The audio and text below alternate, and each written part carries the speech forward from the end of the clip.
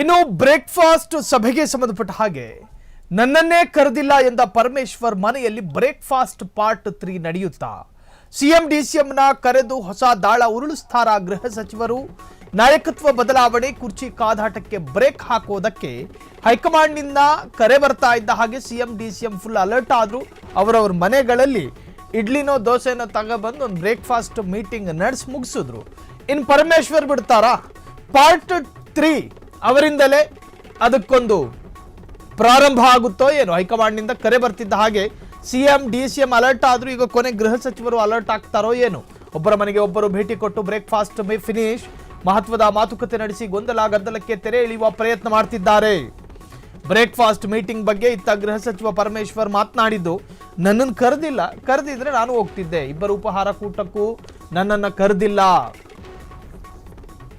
ನಾಳೆ ಇಬ್ಬರನ್ನ ಕರೆದು ಬ್ರೇಕ್ಫಾಸ್ಟ್ ಮೀಟಿಂಗ್ ಮಾಡ್ತೀನಿ ಎಂದಿದ್ದಾರೆ. ಇಬ್ಬರನ್ನು ಕರೆಸ್ಬಿಟ್ಟು ನಮ್ಮ ಮನೇಲಿ ನಾನು ಮಾಡಿಸ್ತೀನಿ ಅಂತ. ಪಕ್ಷದಲ್ಲಿ ಎಲ್ಲವೂ ತಿಳಿಯಾಗಿದೆ. ಈಗ ಸಂತೋಷದ ವಾತಾವರಣವಿದೆ.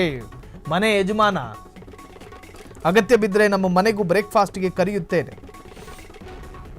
ಗೃಹ ಸಚಿವರ ಮನೆಯಲ್ಲೂ ಮಹತ್ವದ ಬ್ರೇಕ್ಫಾಸ್ಟ್ ಮೀಟಿಂಗ್ ನಡೆಯುವ ಸಾಧ್ಯತೆ. ಉಪಮುಖ್ಯಮಂತ್ರಿಯ ಮನೆಯಲ್ಲಿ ಇಡ್ಲಿ ತಿಂದು ಹೊರಗೆ ಬಂದು ಕೈ ತೊಳೆಯುವಾಗ ಆ ನೀರಿನ ಹನಿ ನೆಲಕ್ಕೆ ಬಿದ್ದಾಗ ಶಬ್ದ ಕೇಳಿಸುತ್ತಲ್ಲ, ಪರಮೇಶ್ವರ್ ಅವರ ಮನೆಯಲ್ಲಿ ಸರಿಯಾಗಿ ನಿಂತ್ಕೊಂಡು ಕೇಳಿಸ್ಕೊಂಡ್ರೆ ಖಂಡಿತ ಕೇಳುತ್ತೆ. ಅಷ್ಟೇ ಮೀಟ್ರು ಅಂತರ ಇರೋದು.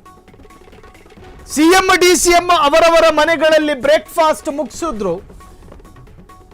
ರಾಜಕೀಯ ಕಾರಣಕ್ಕೋ ಮತ್ತಿನ್ನೊಂದಕ್ಕೋ ಗೊತ್ತಿಲ್ಲ, ನನ್ನನ್ನು ಕರೆದಿಲ್ಲ ಹಿಂಗಂತ ಪರಮೇಶ್ವರ್ ಹೇಳಲಿಲ್ಲ.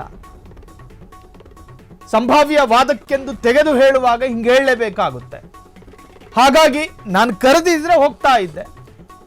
ಈಗ ಬ್ರೇಕ್ಫಾಸ್ಟ್ 3 ಪಾರ್ಟ್ 3 ಅದು ಜಿ ಪರಮೇಶ್ವರ್ ಅವರ ಮನೆಯಲ್ಲಿ ನಡೆದು ಹೋಗುತ್ತಾ ಅನ್ನೋ ಸಂಶಯಗಳು ವ್ಯಕ್ತವಾಗಿದೆ. ಮಹತ್ವದ ಮಾತುಕತೆ ನಡೆಸಿ ಗೊಂದಲದ ಗದ್ದಲಕ್ಕೆ ತೆರೆ ಎಳೆಯುವ ಪ್ರಯತ್ನ ಮಾಡ್ತಿದ್ದಾರೆ. ಬ್ರೇಕ್ಫಾಸ್ಟ್ ಮೀಟಿಂಗ್ ಬಗ್ಗೆ ಇತ್ತ ಗೃಹ ಸಚಿವ ಪರಮೇಶ್ವರ್ ಮಾತಾಡಿದ್ದು, ಇಬ್ಬರು ಉಪಹಾರ ಊಟಕ್ಕೂ ನನ್ನನ್ನು ಕರೆದಿಲ್ಲ, ನಾನೇ ಇಬ್ಬರನ್ನ ಕರೆದು ಬ್ರೇಕ್ಫಾಸ್ಟ್ ಮೀಟಿಂಗ್ ಮಾಡ್ತೀನಿ ಎಂದಿದ್ದಾರೆ.